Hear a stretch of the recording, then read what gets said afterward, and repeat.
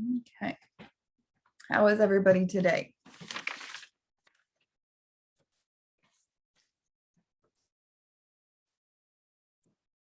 Good. I'm going to start taking attendance. We have Logan, Ashley.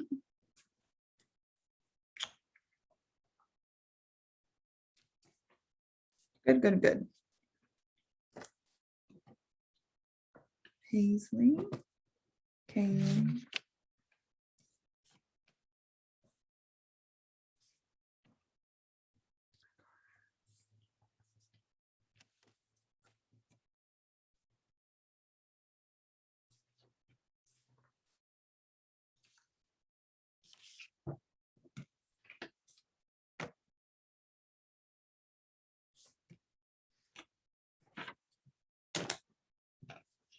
okay.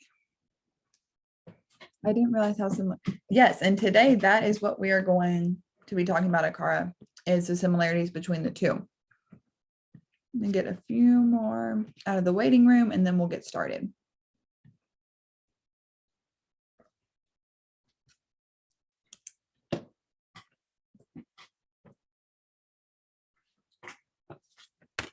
So Charles. Okay, so I'm going to read who I have here. And if I don't see your name, let me know so I can get you down for attendance. I have Logan, Erica, Ashlyn, Charles, Paisley, Akara, Caitlin, and Kaylee. That everybody, I get all your names? I think so, but I just want to be sure. 1, 2, 3, 4, 5, 6, 7. You didn't 8. get mine. Oh, who is that? Petra. Sorry, Petra. It's okay.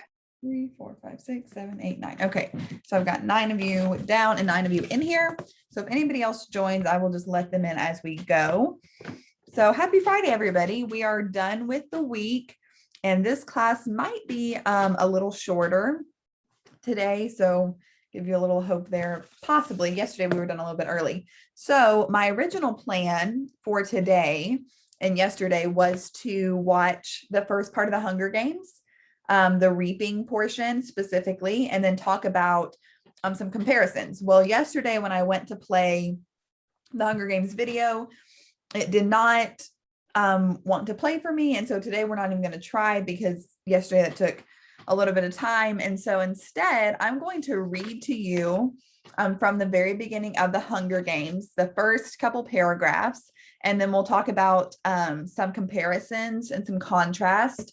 And then we'll also be looking at a presentation, like a PowerPoint, about some more comparison and some things that are different between the two. So that's what we're going to do today. A few things I wanted to remind you of first.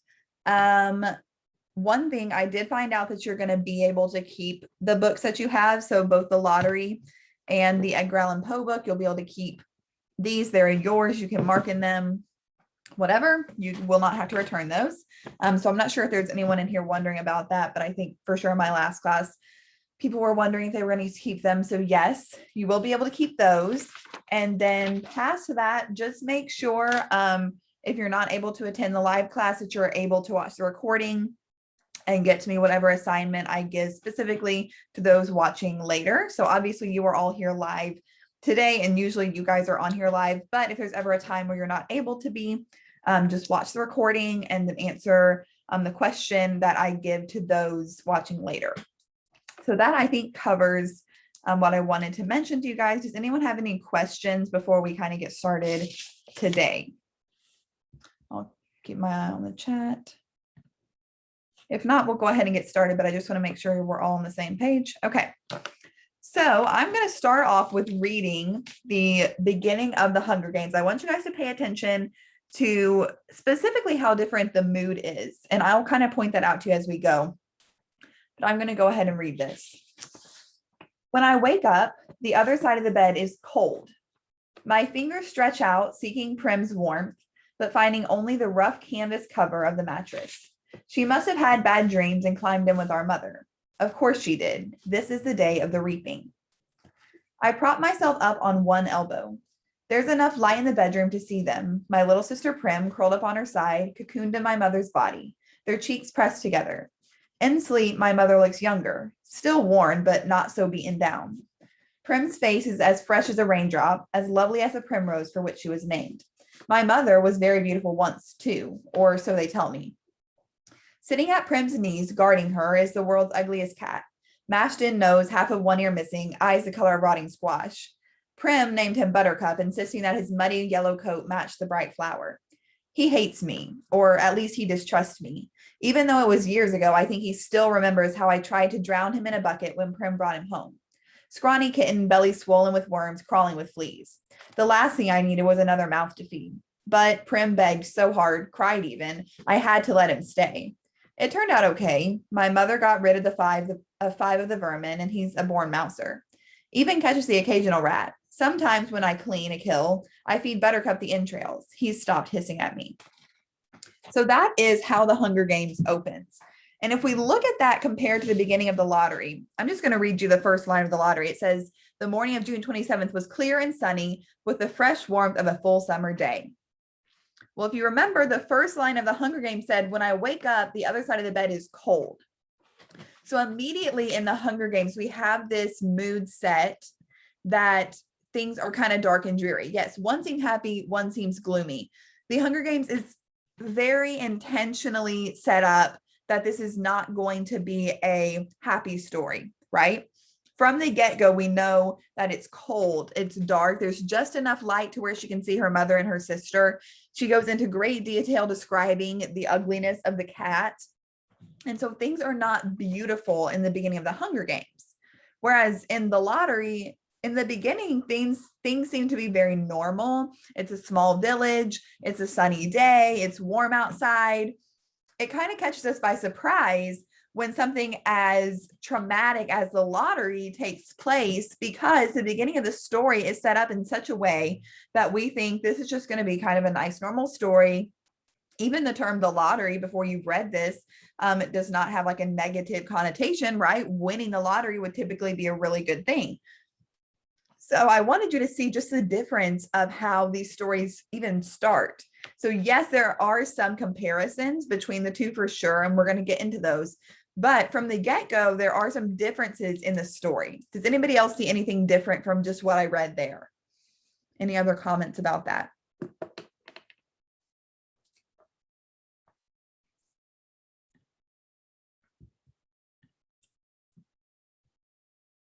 Okay, if not, we will move on. But I just wanted you guys to see that there's definitely some contrast between the way Suzanne Collins wrote The Hunger Games and the way that Shirley Jackson wrote The Lottery. Now, this is a question I asked my last class, and I'm interested to know your thoughts on it. What was the point at which you kind of realized that the lottery was a very negative thing? Did it take you until the end of the story? Did you kind of have a feeling from the beginning? The first time you read it, so even if it wasn't in this class that you read it for the first time, but whenever you read the lottery for the very first time, at what point did you realize that this was kind of a very negative, traumatic, haunting situation? Anybody care to share that? When they talk about the box and how everybody's name goes in it, and one person will get, and then like one person's family will get drawn, and that person from that family, one person will die. And so my thought was like, well, everybody's name goes in a box. That can't be good. Yeah. There's definitely some, like, that seems like a very strange thing to do, right? There's not a lot of good reasons why you would do that.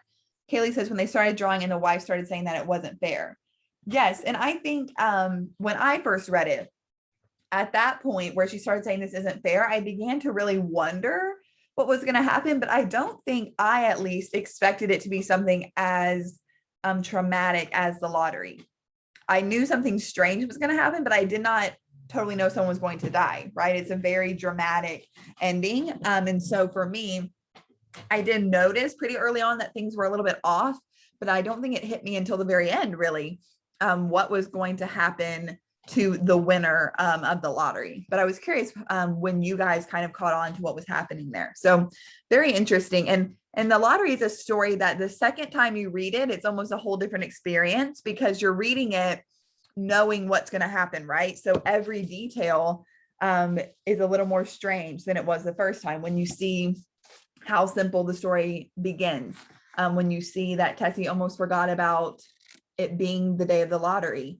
All of those things stick out a lot more the second time because now you really know what's about to happen. So I encourage you, if you haven't already, kind of read over it again, or even just skimmed through it, maybe do that a second time because it's a really interesting story to read twice. The first time with the surprise factor, and then the second time knowing what's coming. It really is interesting to see it from that perspective. So at this point, we are going to go through and look at some compare and contrast between the two. So I'm going to share my screen and we will look at this. Now, hopefully. Okay, so first we're going to look at fear in the Hunger Games. So what this presentation does is it goes through several different aspects of each story. So it'll talk about fear in the Hunger Games, and then it'll talk about other aspects of the Hunger Games, and then we'll go back and talk about fear in the lottery and different concepts that we see in each story. So first, with fear in the Hunger Games. Fear was one of the many tactics the government used to control the people living in the districts. They were afraid that if they spoke out, they would either be tortured or killed by the government. The tributes for the games were also afraid for their lives. They knew that if they did not kill people themselves, they would be killed. I'm sure the people having to participate in the games were terrified to kill other human beings. Another example of fear in the society was having to go to the annual reaping. The citizens were terrified that their name would be drawn, knowing that if their name was called, they would most likely die. So what do you guys see in this specific concept of fear that you think is similar or different from the lottery? We're talking about fear. Do you think that the people in the lottery had this element? Were they afraid of the government? Do you think they were being controlled? How do you see this in comparison with the lottery? They both die if they get drawn? Yes, and that is true. However, something a little bit different with that is in the Hunger Games, if your name was drawn, you had the opportunity to survive, right?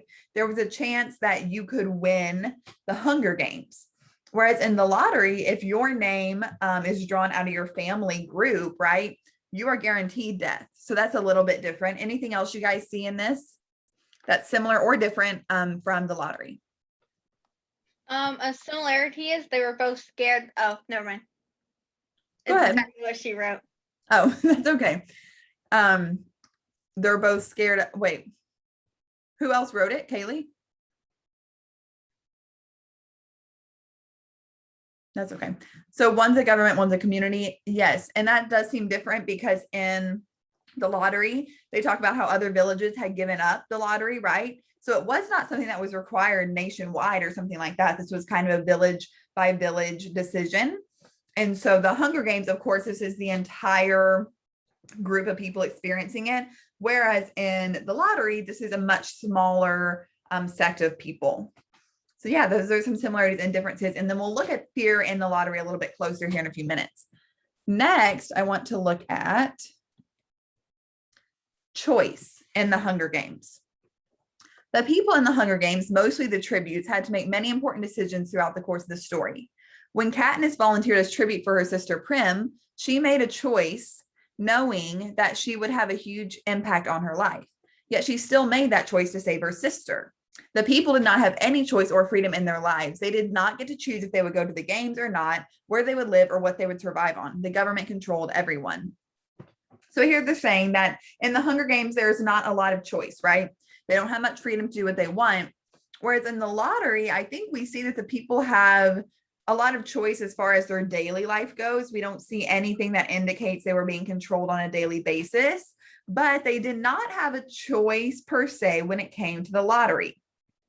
Do you guys see anything in here that's like a direct comparison or contrast? They could switch out people in the family in the Hunger Games, but in the lottery, the person has to get killed if they get drawn. Yes, right. So here, Katniss volunteered as tribute for Prim. So she had that element of choice, even though it was not a choice she probably wanted to even have to be in the position of making. She was able to make some sort of choice. Whereas as far as we know in the lottery, that was not an option, right? You could not volunteer to take the place of someone else. And I think that's another interesting aspect is that we have Katniss volunteering to save her sister, right? But if you remember in the lottery, Tessie wants to put her daughter's name, her daughter, into the lottery with her family pool. Do you guys remember that? So once the Hutchinson name had been called, someone in their family was going to die. They said, do you have anybody else that could possibly be related to that their name needs to go into the box? And she said, oh, well, our oldest daughter. And they said, no, the oldest daughter draws with her married family now. She was willing to put her daughter's life at risk in hopes to save possibly her own or maybe her younger child. But there's this element of selflessness I think we see with Katniss in the Hunger Games that we don't necessarily see in Tessie in the lottery. Do you guys have any thoughts on that?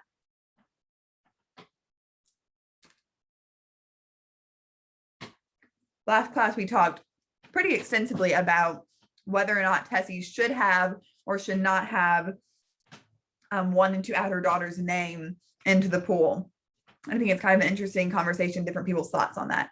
In the Hunger Games, she's putting her life for her sister in the lottery. She's wanting her life, right? So Katniss was showing a lot more selflessness, whereas Tessie, although I don't see her as a villain, yes, she's not a good mother, but I don't see her as a villain because she did end up being the victim of the lottery, right?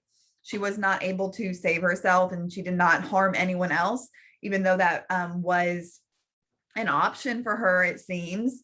She still ended up being the victim of the lottery. So I wouldn't consider her a villain, but there is some negative qualities for sure we can give to her. Katniss is brave. Tessie is timid and really selfish, so she is willing to put her daughter's life in danger over hers. Right, I agree. And there may be, other reasons we could say this is why she might have wanted to put her daughter's name in, but I don't think any really justify that action as a mother putting your child's life at risk. Okay, so let's move to the next aspect. And this one is animalistic instincts. And this is a pretty interesting one. And we'll talk a little bit again about Tessie with this aspect. And so I want you to think of that as we go through this. In the games, the tributes were almost treated as if they were animals, even just from how the games looked. They were out in a forest setting where wild animals would live and having to survive off of the environment they were given. They also had to kill each other in order for their district to be rewarded with food. Quite similar to the animals in the wild, they kill each other in order to have food. In the capital, people are given all the food they desire, but the tributes from each district have to win the games for their people to have enough food.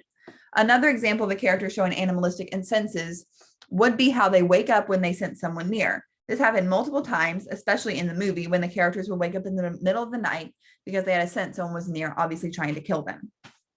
So I want you to also think of this as Tessie, of course, wanted, as we've said, wanted to add her daughter's name in. Possibly it could have been almost an animalistic instinct, right? So we look at it from the sense that Tessie might have just kind of been in fight or flight, anything to save her own life. She was very scared of losing her own life. So it's easy for us looking here to say, well, how could you ever do that, especially as a mother? But we don't really know what we would do faced with a situation as dire as that. So maybe she was experiencing some sort of animalistic instinct in that aspect. And even later on, when we look at this specific concept in the lottery, it talks about how, some animals will kill their babies if something is wrong with them. And we'll talk about that more in a minute. But it's interesting, maybe Tessie was experiencing some kind of animalistic instinct when she realized her life was in danger. They are similar because they kill people for food in the Hunger Games, but in the lottery, it all started because of food for crops. Very good. I hadn't thought of that. So yeah, in the lottery, the only reason that could possibly be given is that they thought maybe this would give them a good crop season. And so maybe they thought we have to kill someone in order to have food to eat. So that's an interesting comparison I hadn't thought of before. All right, let's look at. I got a question. Conformity. Yes. But what if they killed somebody and their crops didn't grow? What would they do then? Just kill another person? I don't know. So as far as we know, right, the lottery is just held once a year. And so I'm not sure if they thought all the way through that was the reward, like they would have good crops, or if it was just like we said, the meaning of it had been lost. So maybe this started as some twisted way to have a good crop season. And then over time, the meaning was kind of lost and it just became a tradition without a meaning, possibly. But it could have been they just had good crops every year and they had good ground and things went well for them. And they just attributed that to the lottery. We're not really sure on that, but good question. So talking about conformity in the Hunger Games, the characters in this story definitely have set rules and laws that they have to conform to in order to stay safe from the government. Even though there are rules and laws the government has set in stone, which are completely unfair, the citizens still have to follow. In the Hunger Games, no one rebelled against the government or said anything that would make the government think anything was going on because they were forced to follow what Snow would say. Every year, the people would show up to the reaping because everyone else was. And if they didn't show up with all the other citizens, trouble would come their way. When Katniss volunteered for her sister at the reaping, she knew that she would be standing out from everyone else because no one else would have volunteered as tribute, knowing what they would endure in the games. So I think it's interesting to think about how in the lottery, other villages had stopped having a lottery, right? We hear about that from Old Man Warner. And when we think of that, in some ways, they are conforming, right? They're showing up to the lottery because everyone else is there, just like people do in the Hunger Games, because this is what we've always done. However, other villages are not hosting the lottery. So in some ways, they aren't conforming. So we could kind of go both ways with the lottery, whereas in the Hunger Games, this is something that they do because everyone is doing it, right? Everyone in the nation is participating in this. They have to do it to get food. There is a level of conformity. However, in the lottery, not everyone in the world is doing this, right? So they're not necessarily conforming so much as they are in the Hunger Games. They both have rules, but in the Hunger Games, it's specific rules that everyone has to do in the lottery. They kind of just go along with it, with what they knew, not specifically what it was years ago. Let me read this again. Okay, so yes, I think I understand what you're saying. So in the Hunger Games, there's specific rules. In the lottery, there's not as specific rules. Is that what you're saying, Kaylee?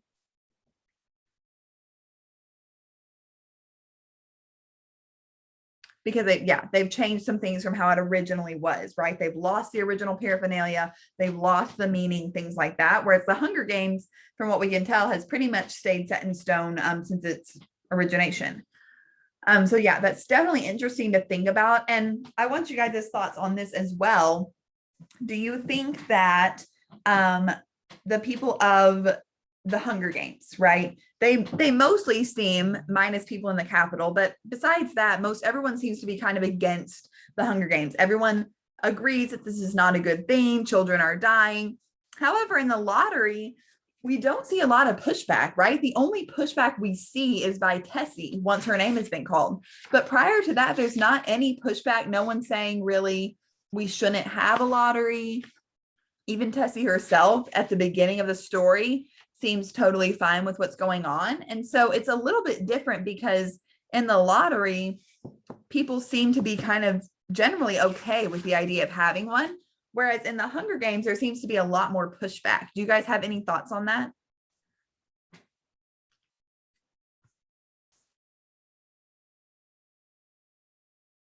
If not, that's okay. We'll move to the next one.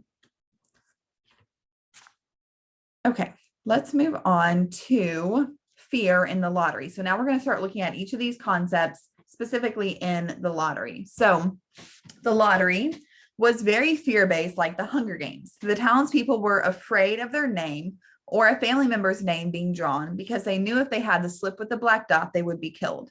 The person that ended up winning the lottery would be terrified to go through the pain of being stoned and seeing everyone gathered in a big circle around them ready to kill them. At the beginning, when the little boys were collecting rocks, fear would grow in the citizens as they witnessed stones being collected that could mean their imminent death. Now this one, and I mentioned this in the last class too, the author of this presentation, so the man who wrote this, I think there's a little bit of an assumption here because in this story, in the lottery, I don't think we see fear exhibited as much as this is kind of saying we should, right? Common sense would tell us that we think they would probably be afraid. However, at least I do not get the feeling of fear from the citizens. Do you guys see what's being mentioned here, or do you think it's a little bit of an assumption? Yes, in the lottery, it's like they don't care if someone dies, but in the Hunger Games, they care about dying. Right, in the lottery, there's a lot of apathy surrounding the event. I think it's just interesting to see that, yes, we assume that there would be growing fear as the kids collected rocks, things like that. But in the story, we don't see people acting like they're afraid. Do you guys think?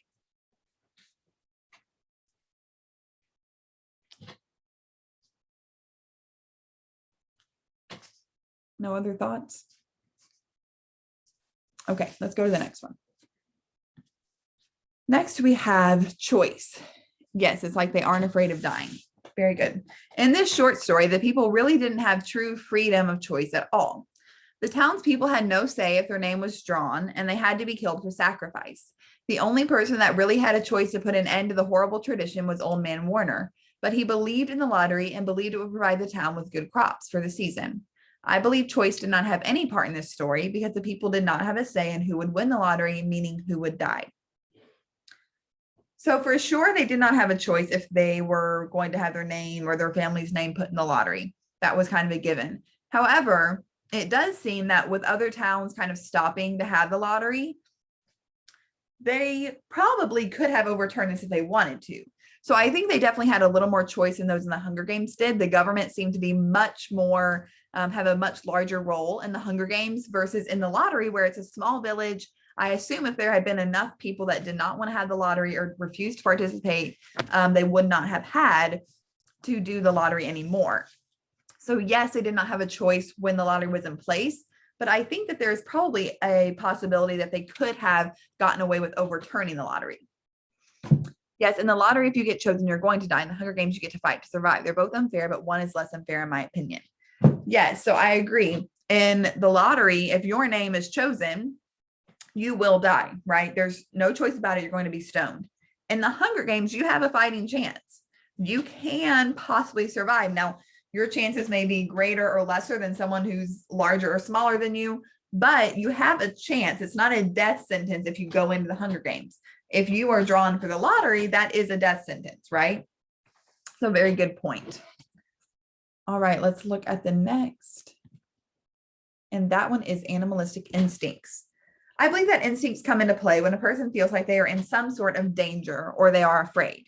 In the lottery, most of the citizens believed in the purpose of the lottery, but if their name was ever called, they would not want to go through with it. When I saw that even the family members of the lottery winner were participating in the stoning, it reminded me of how animals will kill their newborns if something is wrong with them.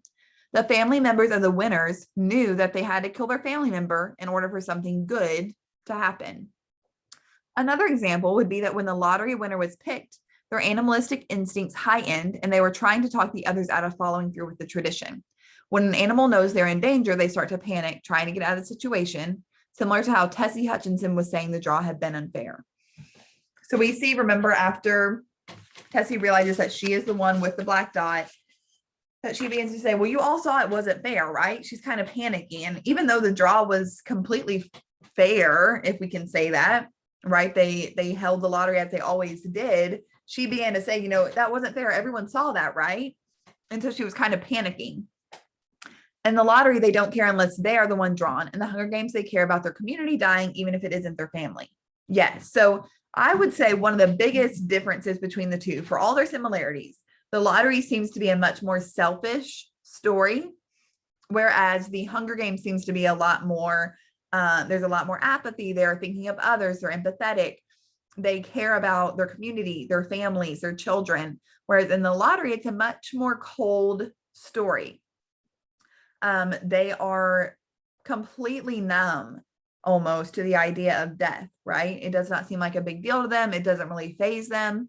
And so I think that's one of the biggest differences between the two, is we see a lot more selflessness in the Hunger Games and selfishness in the lottery. Anybody else have thoughts on this particular point?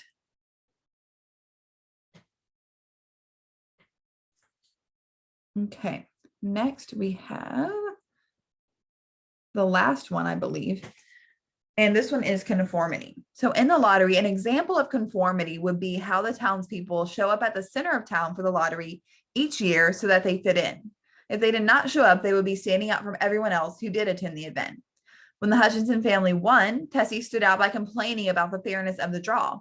Also, at the beginning of the story, some people were talking about how many towns had eliminated their lottery. The town in this story was not conforming to what all the other towns were doing by keeping their tradition going. So yes, I kind of touched on this earlier, how in some ways they are conforming because they're doing what they've always done in terms of tradition. However, in comparison to other villages, they're not really conforming. What do you guys think about this idea of conformity? Do you see more of the fact that they're conforming or that they are not? Put it in the chat, or you can talk out if you want to, whether or not you think the people of the lottery are conforming.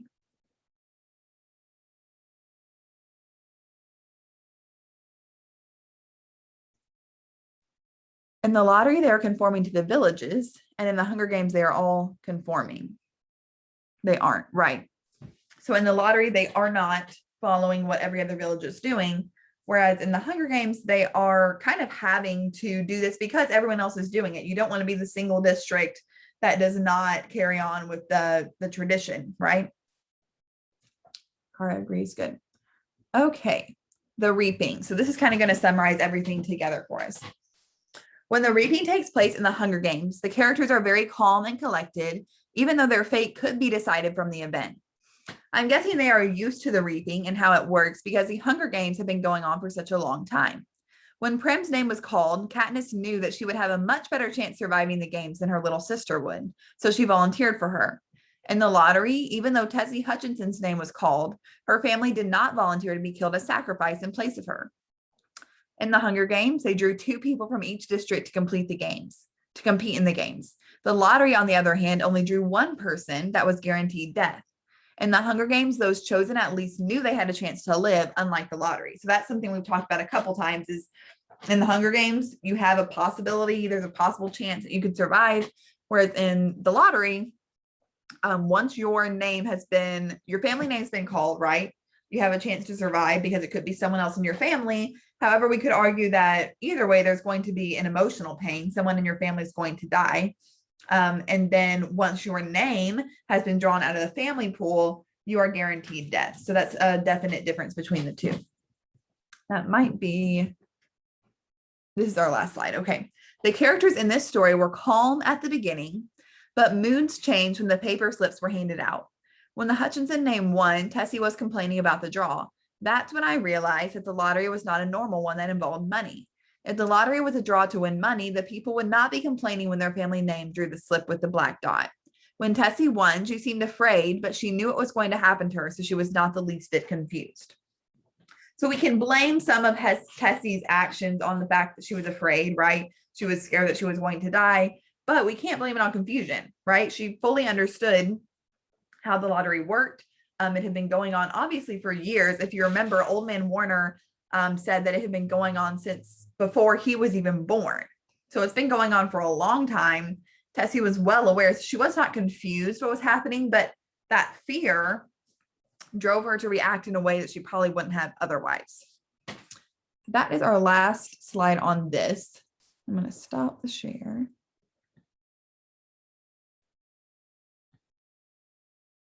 Okay.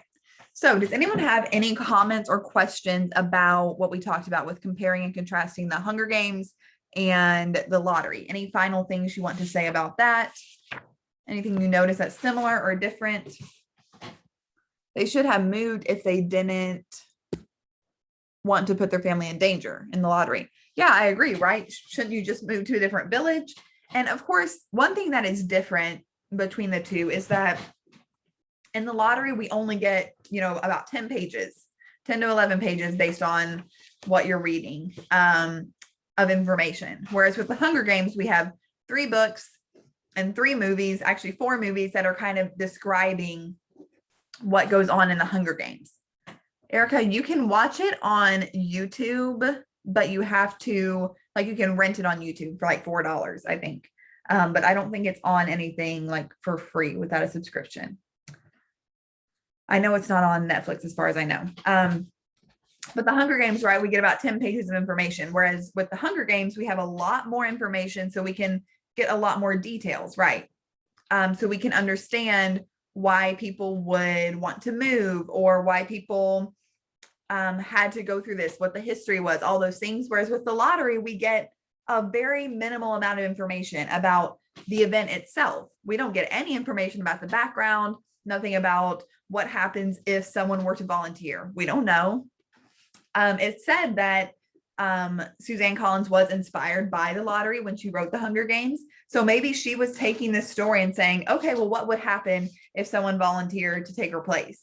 And that's kind of how The Hunger Games was born, possibly, right? We don't totally know that, but we don't get a lot of details with the lottery. And so it leaves a lot of questions unanswered. And I think that was kind of the goal for Jackson, was to leave a lot of suspense. We don't have answers to a lot of questions, and she was okay with that.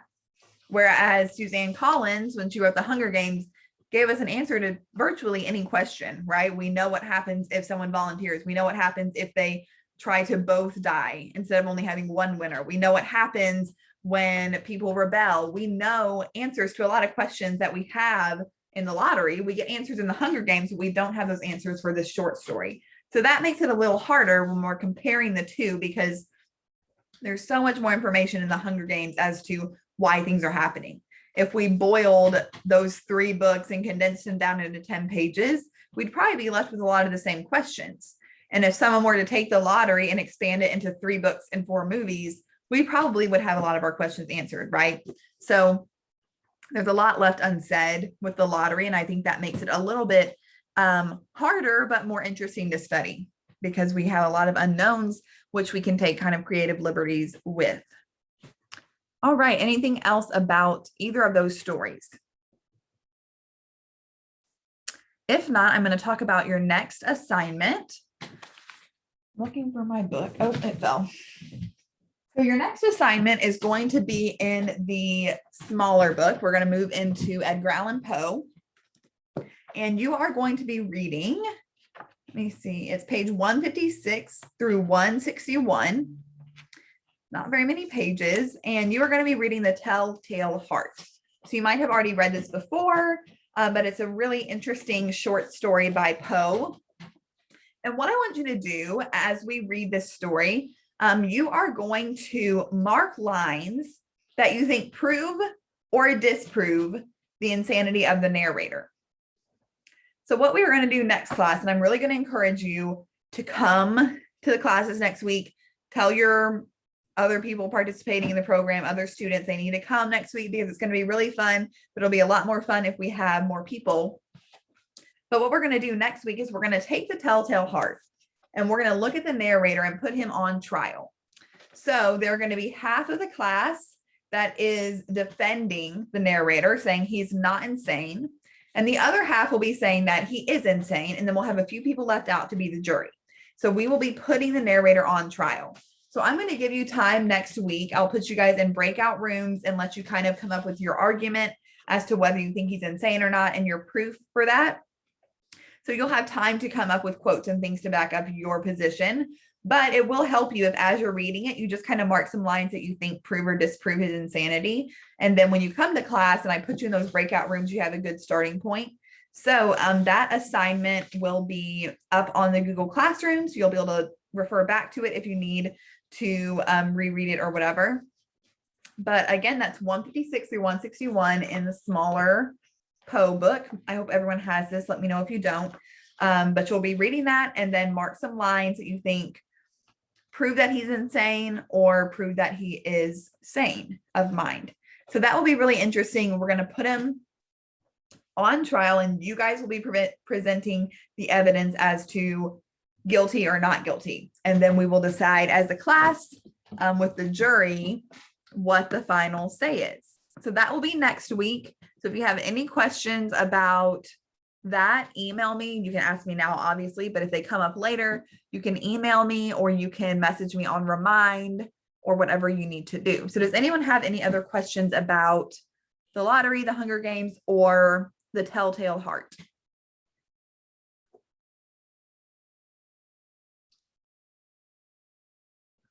No questions? Any comments? Anything else you guys need to tell me before we start the weekend? If not, I'm going to let you guys go. I hope you have a really good weekend. I'll see you back here on Tuesday. And that is when we will start putting the narrator on trial. So be sure that you're here next week and tell your friends to come to class. Okay. It'll be a lot better if we have more people. Okay. You guys have a good weekend. Yes. What assignments do I need to catch up on from the first week? So the first week there was not an assignment. The second Okay. week, all you need to do, did you already watch the video about the Yes. lottery? Okay. So as long as you answer those questions about, let's see, what was the first one? The two questions that are in the video, in the recordings that you watched.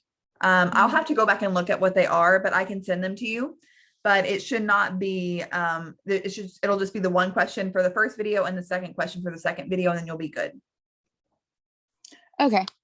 So as long as you've watched those, I don't know if you wrote down like what the question was, because there's always like a question directed to those watching later. I didn't write it down. Okay, I'll look back and get it for you. Okay. Okay. Thank you. But before I log off this, if you're watching this recorded, just tell me one comparison, one contrast about the Hunger Games and the lottery. That's all you have to do to prove to me that you watched this video. So other than that, you guys are good to go. Have a good weekend.